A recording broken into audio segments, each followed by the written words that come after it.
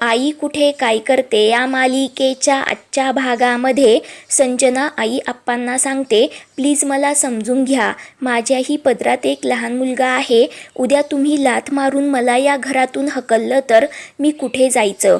म्हणून मी हे घर माझ्या नावावर करून घेतलं. कोणीतरी मेहरबानी करून हे घर माझ्या नावावर करेल या आशेवर मला राहायचं नव्हतं. म्हणून मी हे सर्व काही केलं. तेव्हा अनिरुद्ध चिडून, तू हे करू शकत नाही कारण ही चिटिंग आहे असं संजनाला बोलतो. तर तेव्हा संजना अनिरुद्धला, हे तुझ्यासाठी नवीन नाही, कारण अरुंधतीसोबत चिटिंग करूनच तू माझ्याशी लग्न केलंस. मला सांग, हे घर जर अरुंधतीच्या नावावर असतं तर तुम्ही सर्वजण आनंदाने एकत्र राहिलेच असताना मग आताही राहा. घर कोणाच्या नावावर आहे याने काय फरक पडतो.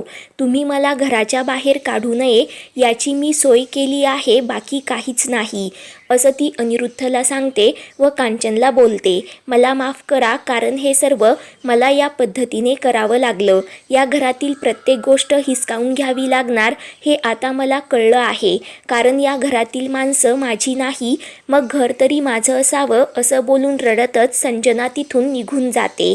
तेव्हा अविनाश, हे सर्व किती विचित्र आहे असं अनिरुद्धला बोलतो. तेव्हा यश अनिरुद्धला, बाबा ही तुमचा हक्क असा कसा हिरावून घेऊ शकते. तिने खरंच हे घर स्वतःच्या नावावर करून घेतलं असेल तर असं बोलतो. तेव्हा सर्वजण खूप टेन्शनमध्ये येतात.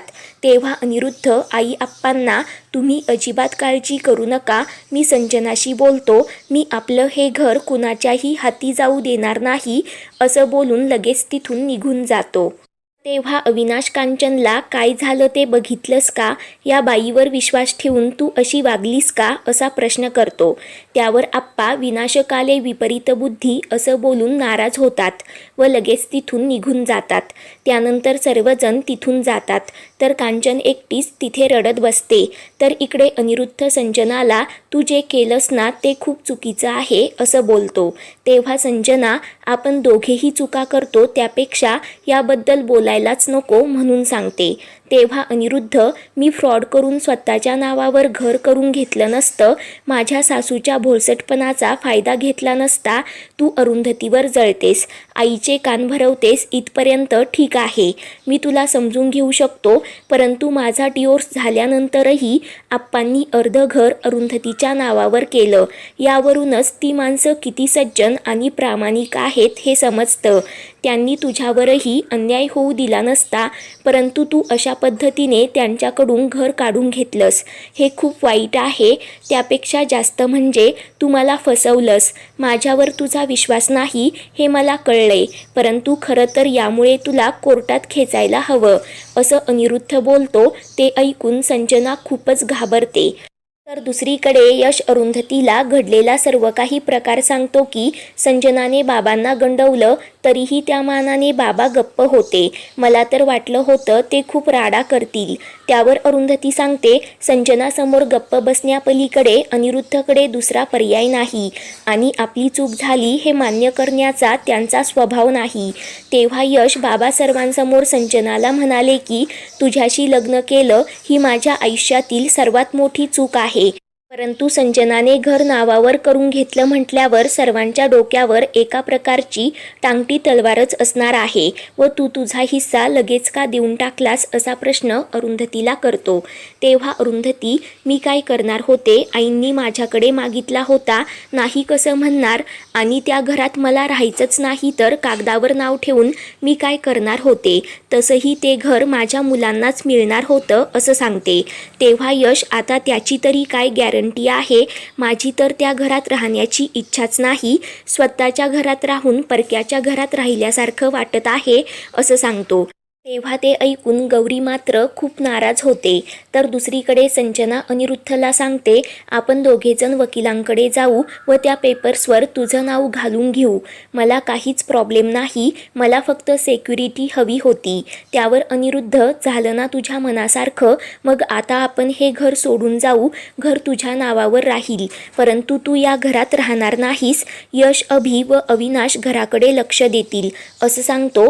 तेव्हा संजना, अविनाश अविनाशचा या घराशी काय संबंध असा प्रश्न करते. तर अनिरुद्ध सांगतो, तुला हक्क हवा होता ना, आता या हक्काचं काय करणार आहेस? मुलाच्या भविष्याचा विचार केलास ना, तर त्याच्याबरोबर तरी राहा. असं दुसऱ्यांना का लुबाडलंस? तू अशी असशील असं मला कधीच वाटलं नव्हतं, परंतु शेवटी मला तुझ्याकडूनच अद्दल घडायची होती, ती घडली. असं बोलून अनिरुद्ध रागाने तिथून निघून जातो. तर तेव्हा संजना सगळीकडून मीच वाईट ठरले, तुला माझी अवस्था कळत नाही का, असं रडतच बोलते. तर इकडे गौरी रडतच अरुंधतीची माफी मागते व मावशी खूप वाईट वागली, आम्हालाच गिल्टी फील होत, सगळे सुखात आहेत, सेटल आहेत, हेच तिला बघवत नाही म्हणून सांगते.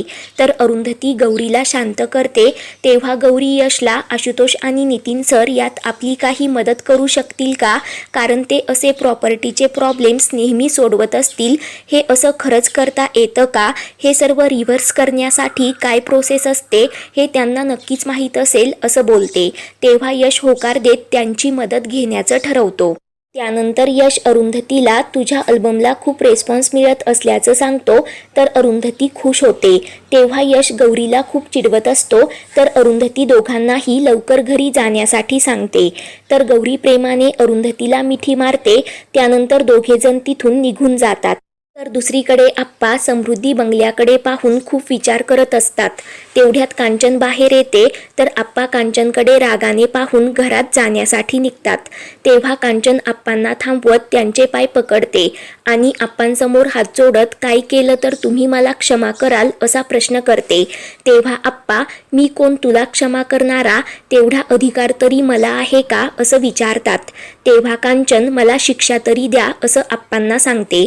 त्यावर आप्पा बोलतात, देवानेच तुला शिक्षा दिली आहे. या घराची मालकीन समजायचीस ना तू स्वतःला, सोफ्यावर बसून हुकूम सोडायचीस. आज जिच्यावर विश्वास ठेवलास तिनेच तुझा विश्वासघात केला. जिला सून म्हणून स्वीकारलंस तिनेच तुला फसवलं. अरुंधती तुला सून म्हणून नको होती ना, म्हणून देवाने तुला अगदी चांगली सून दिली. अरुंधतीच्या सांगण्यावरून मी पुन्हा इथे आलो, परंतु हे सर्व पाहिल्यानंतर या घरात राहण्याची माझी इच्छाच उडून गेली. आपल्याच घरात आश्रितासारखं राहतोय असं मला वाटायला लागलं. तेव्हा कांचन, हे तुमचंच घर आहे, तुम्ही या घराचे मालक आहात म्हणून आप्पांना समजावते. तेव्हा आप्पा सांगतात, हे घर मला आता खायला उठतं, हे घर मला माझं वाटत नाही, हे घर घरच वाटत नाही.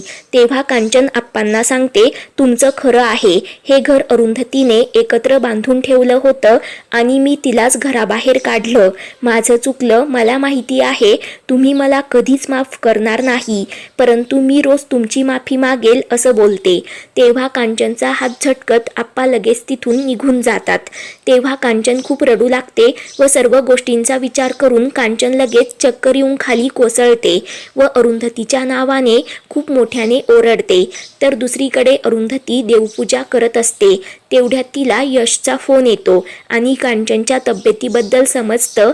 ते ऐकून अरुंधतीला मोठा धक्काच बसतो. त्यानंतर अरुंधती रात्री पळतच देशमुखांच्या घरी येते. तर अनिरुद्ध अरुंधतीला, एवढ्या रात्री तू इथे कशी असं विचारतो. तेव्हा अरुंधती खूप घाबरलेली असते व रडतच कांचनबद्दल सांगते. तर इकडे सर्वजण कांचनभोवती जमलेले असतात. कांचन मात्र बेशुद्ध असते. अभि सर्वांना आजीचा बीपी खूप वाढल्याचं सांगतो.